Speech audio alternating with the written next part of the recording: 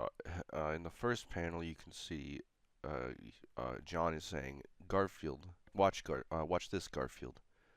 He's getting Garfield's attention. He's going to show him a trick. Now, this trick, if you've ever had a dog, it's a pretty good trick. Look, he says, "Shake, shake, Odie," and he puts his paw up, and then he grabs his paw, and make it look like he's shaking his hand, like a real person would. And he says, "Isn't that great?"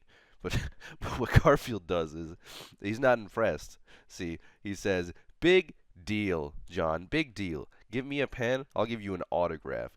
See, he's saying that his autograph would be more impressive than that of a dog shaking a human's hand.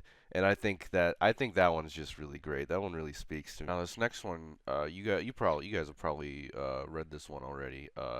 Garfield is talking with Nermal, and he says, "Yeah, I've eaten a lot of birds in my time." And he's impressed. He's like, "Really? Whoa!" And he's like, "Yeah, went to the North Pole once, and I ate a penguin."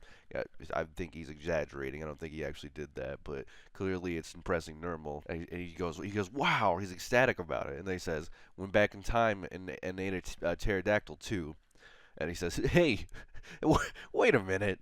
You see, he's catching on. Nermal's catching on to the jokes. He's thinking that just doesn't seem right, and I love that. This next one's actually pretty mean. I don't want to read this one, guys. Now this next one is a little bit of food for thought.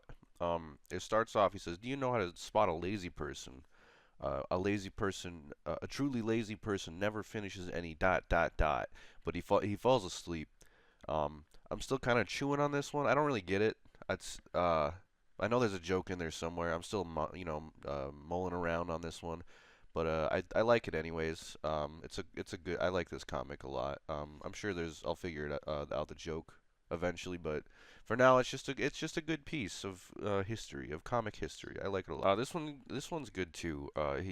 John says, "Seeing you happy makes me suspicious." You can see Garfield in the first panel is smiling, and he walks away looking at him like, "Ah, I wonder what he's up to. Ooh, that cat."